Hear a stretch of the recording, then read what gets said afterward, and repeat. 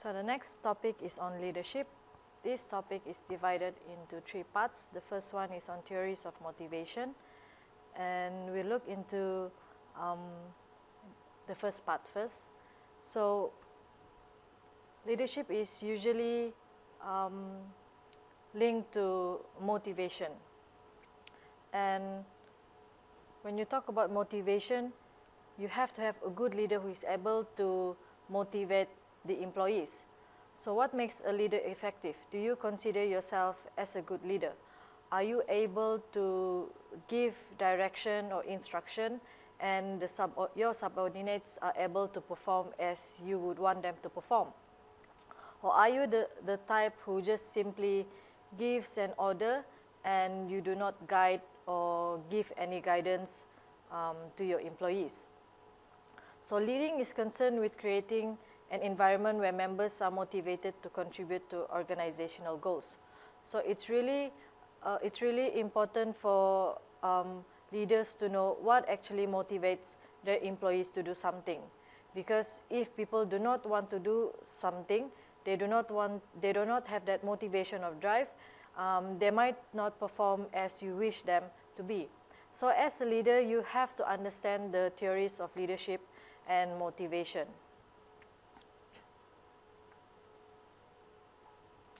So what is motivation? It is associated with goals and also objectives. So by definition, it is an inner striving conditions. You have wishes, desires, and drives that activates or move a person. The process can be viewed as a causative effect. It means that when they have the needs, then they will be motivated, and at the end they will achieve the goals. But if goals are not attained, they will develop a substitute. But if blocked, in an attempt to satisfy needs, they may become frustrated and exhibit dysfunctional or defensive behavior. In other words, when people have the needs, only then they have that desire to achieve the goals. But if their needs are fulfilled, they no longer have that motivation to achieve the goals. So these are some examples of theories of motivation. We have 6 theories. There's need hierarchy, achievement, power affiliation, 2-factor, expectancy, reinforcement, as well as intrinsic and extrinsic theories of motivation. So you can say that why is it important to understand about these theories of motivation?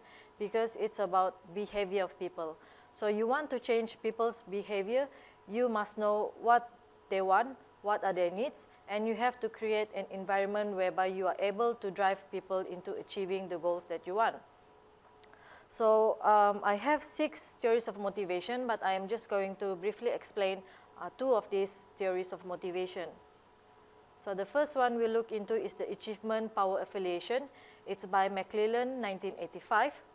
So he said that people can be grouped into 3 groups, which is achievement motive, power motive, and affiliation motive. So for achievement motives are people who are task-oriented. They like to be given very challenging tasks. So these people is good with, they can either work alone or they can work in groups. So you have to give them challenging tasks in order for them to really perform. And then there's a group of people who are motivated by power. This type of people, they like to be in charge. So people who are power motivated, you can assign them as a leader of a project. And then there's affiliation motives are people who desire to be liked by others, so they work really well in a group.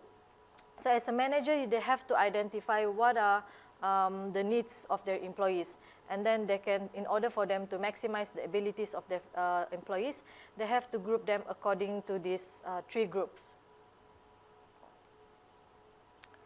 Then the other theory is the expectancy motivation theory. So this theory assumes that people are motivated to work if they believe their efforts will be rewarded and if they value the rewards. So 2 keywords is that, one is that the rewards, and the other is how they view the rewards. Some rewards are more valued than others, and certain rewards may be viewed negatively by some employees. So a manager must consider each employee's goals and values in attempting to create a motivational climate. So it means here other people, different people, they have different needs. For example, if I were to have an employee working for me in an food service operation, I might consider I have a single employee and I have employees who are already married. So their needs will be different. If I were to give a yearly bonus, a trip to somewhere, a trip on a cruise ship, okay, to treat all the employees. So people who are with family, they might not consider the trip as something very valuable to them. But for employees who are single, they might consider it something very, very good or very positive. So they might work hard to achieve in order for them to be able to go on the trip. But people with a family, they might think that the only person that can go is him and he might have to leave the family. So they might not consider the reward as something very meaningful to them. So manager or the top management have to decide what type of rewards that they're going to give and whether these rewards can actually benefit all of their employees. So that's the end for this part. I'll see you again in the next slide. Thank you.